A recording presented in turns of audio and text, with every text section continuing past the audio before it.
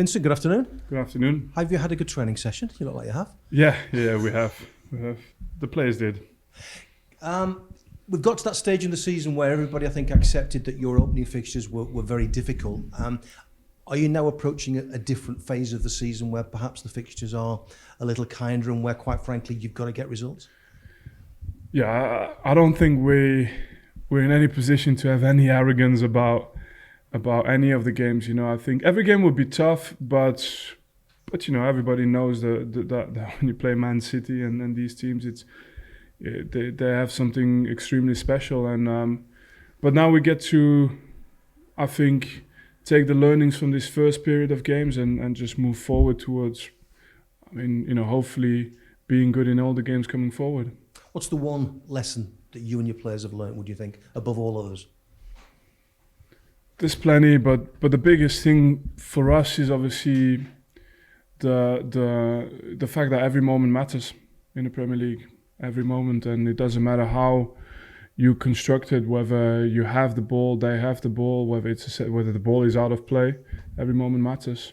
How pressurised are these games going to come now? You've got Brentford away, you've got Bournemouth away. Bearing in mind you've got 4 points from your 8 games and you've got to try and get points now from these games. Is there a little bit of extra pressure starting to build? Have you got to deal with that? Look, it's always a difficult question to ask me because I've been pretty, I don't know if that's an English word, but impermeable to pressure throughout my career. So I'm not personally focused on that. It doesn't really concern me. But for the players? Maybe, but I look back at even last season, what's pressure? You know, pressure of having to go back up because you've just been relegated, or pressure of staying in the best league in the world. I don't know. Whichever way I turn it, I always think that it's about just as a team being ready on the day and making sure that, you know, you're fighting for what you think you deserve. Do you have to make a conscious effort to sort of have a look and see if anybody is feeling the pressure though? I think if it happens, you see it, and I think as well that you try and create an environment where players feel that they're being supported. And like I said, pressure. What's pressure? Pressure to get in the Champions League. Pressure to win the league. Pressure to win the Champions League. It's around every corner, everywhere. So those guys are coming back from internationals as well, where they've had to play to qualify for a big tournament. It's part and parcel of the job. Has everybody come back okay? And in particular, has Darko Childenov come back okay? Because this is some recovery story, isn't it? Yeah, his story was quite scary, to be honest. And can you explain what happened to him, please? I don't know if I can use the exact medical terms, but anyway, we feared for him. He got ill, and this was blood poisoning. Unless there's a doctor sat next to me, I'm not venturing there. The only thing is he was ill. He was really poorly, and he lost a lot of weight, and lost a lot of muscle. We feared at some stage that he might have to take a season out. But I think he had the mindset and also probably a little bit of help of treatments and a bit of luck to recover really, really quickly, and to have him back on the pitches now. It's I think for all of us it's a feeling of relief a little bit. And how desperate is he to play now in the Premier League? Because he's had game time this week, hasn't he? I think that side of things doesn't change from anyone else. I think all the players at the club are really committed to being good Premier League players and to showing themselves in that league, and he's no different. And on a lighter note, can I just ask you about the club looking for a drummer for Turf Moor just to crank up the atmosphere? I know it won't apply for the next couple of games, obviously, because you're away. What do you think about the atmosphere at Turf Moor? Are you in need of a drummer? I think we have to separate the two questions. Are we in need of a drummer? I'll leave other people answer of this. It's for the custodians of this club to come to a decision about the atmosphere at Turf Moor. I think it's no secret. It's always been a tough place to come to. It's always been a place that lived with the game. And so the two are separated. I think it's like everything. You always try to improve 1%, where you can, and I think it's for them to decide whether this would actually add this percent. And do the players look to the fans for that lift, or is it the other way around, or is it a mixture of both? I think especially in England, the way football is experienced, I've always known it has to be mutual. So when the game has momentum, you get these really good atmospheres in stadium, and when the game obviously dies down a little bit, it's not like it's not necessarily going to turn into like a Germany type of thing where you've got like 5,000 behind a goal just singing because they want to sing 90 minutes. It's different, but I think people here really live with the momentum of the game, and that's the case at any place I've ever been in this league. I've had a few years playing on all those pitches and also abroad, and that's maybe the difference, I would say. Thanks for your time. Thank you. Stuart? Hi there. Hi. Just on team news, do you have any players coming back who missed out last time, the likes of Goodmanson and Benson, Redmond, others? Yeah, there's quite a few players coming back. I think they're at different stages, so to make a decision whether they're ready for the battle on Saturday or not, that's going to be in the next 48 hours to decide. You've obviously had quite a few players away on international duty at various age groups, but do you see that, even though you lost players, do you see that as a positive that they have received international recognition? Yeah, I mean, for a Premier League side, if no one wants your player, that's a problem. It's I think and they're doing well. They're I think we had a goal of Zeki with Switzerland, and we spoke about pressure, so it's all experience gained as well. They go in these moments representing their country. It's experience gained, and that's the value you have to see in it if they stay fit, of course. Brentford this weekend. Their success over the past couple of seasons since they got promoted, finished in the top half last year, can that be almost a template for other promoted clubs like Burnley? I think that the template of whether it's Brentford, Brighton, because it's more than just a season, of course, now. I think it'll be named as a template by many teams coming up in years to come. And the goal is always to better what's been done before, but it's step by step. I think year one for us is not about focusing yet what a Brentford has done and what a Brighton has done. It's just our own journey. But we're convinced that we've got an exciting squad for now, but for the future as well, that will keep getting stronger, and that's our model. And finally for me, obviously you've got games to worry about, but are the club already looking at January and the possibility of strengthening? Always, but I think it's a different department of the club. I think it's a full-time operation, 12 months a year.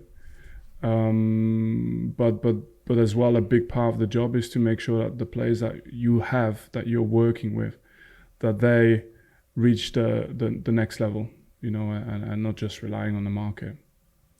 Thanks, Stuart. Scott, your line. Hi there. Hi. Just have a little drink. Yeah, a little bit. I've just been training. Just going back to Darko, did you try and shield the players from the extent of his illness, or were you quite open with everybody as to what was going on? I spoke to the captains, but because I felt they should know or get in touch, or but then as well, it happened in a period where the group wasn't really together. It happened over the holiday time leading into pre-season very early on. So it was a little bit of a different group at the time as well, and it was just making sure that those who were there with him, that they were aware of it. Is it quite a difficult balance to get right? Because you want to keep everybody informed, you want to keep his friends informed, his teammates informed, but I guess not overwhelm them a little bit.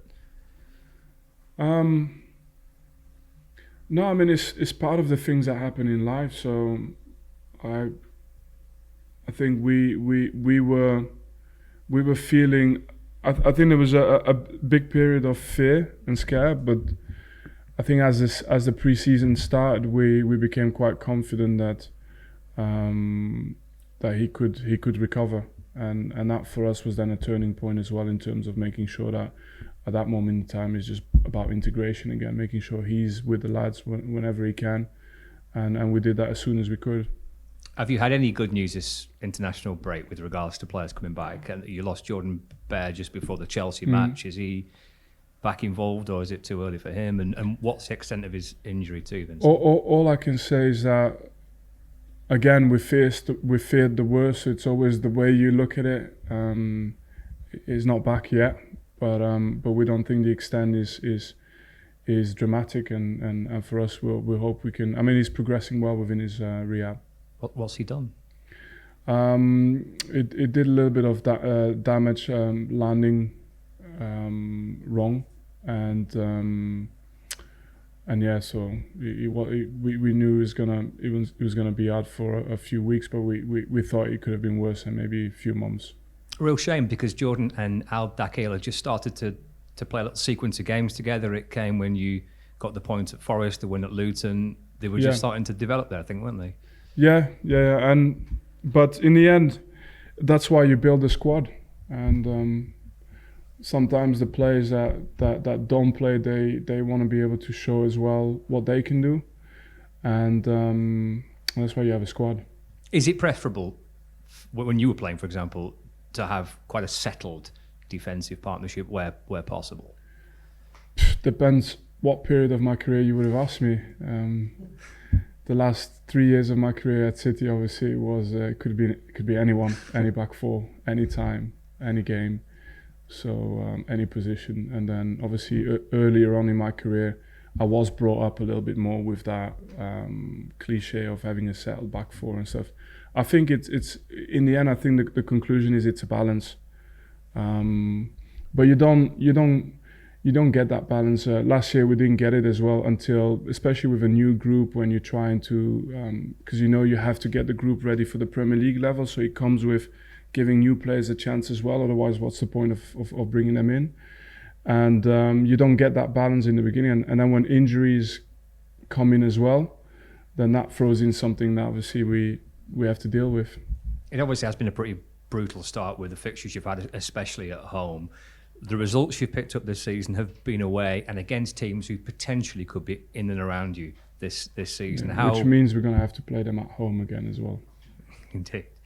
How big a confidence boost was that, though, to go to Forest and get a point, to go to Luton and win when potentially they could be teams that are battling with you?